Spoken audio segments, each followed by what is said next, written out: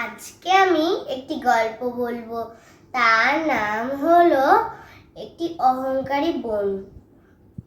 অনেক দিন আগের কথা। একটা রাজ্যে একটা রাজা ছিল। তার দুই মেয়ে ছিল। বড় মেয়েটা খুব ভালো, কিন্তু দ্বিতীয় মেয়েটা খুব বাজে। তা যেমন বাজে তেমনই সে তার বড় বোনকে খুব ঘৃণা করে এবং অহংকার দেখায় আর হিংসেও করে। তখন সে একদিন ভাবলো যে তার বড় বোনকে মেরে ফেলবে আর তার বাবাকে মিথ্যা করে বলবে যে বাবা বাবা আমরা দুজন জঙ্গলে গিয়েছিলাম, একটা বাঘ এসে বড় দিদিকে খেয়ে নিয়েছিল, আমি কোনো রকম করে বেঁচে ফিরে এসেছি।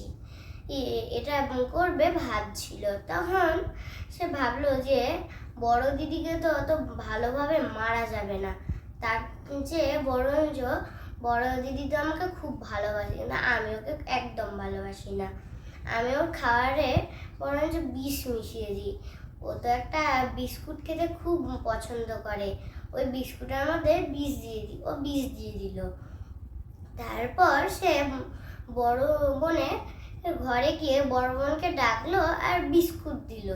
বড় বোন খাওয়ার আগে ভাবলো যে এই প্রাসাদে তো একটা নিয়ম আছে যে বড় বোনকে আগে ছোট বোনকে খাওয়াতে হয়, তারপরে বড় বোনকে খাওয়াতে হয়। তখন বড় বোন বললো যে এই রাজপ্রাসাদে এটা নিয়ম আছে একটা, যে বড় বোনকে ছোট বোনকে আগে খাওয়াতে হয়, তারপর বড় বোনরা খায়। তখন সে বললে যে না না দিদি আমি খাবো না, তুমি খাও। তারপর বড় বোন ছোট বোনকে জোর করে খাওয়ায়, ছোট বোন খেয়েই মরে যায়। আর বড় বোনও খুব কষ্ট পায় যে আমার ছোট বোন আমাকে বিষ দেওয়ার চেষ্টা করেছে। আর আমরা এই গল্পটা থেকে এই শিক্ষাটা পেলাম যে অন্যের ক্ষতি করতে গেলে নিজেরই ক্ষতি।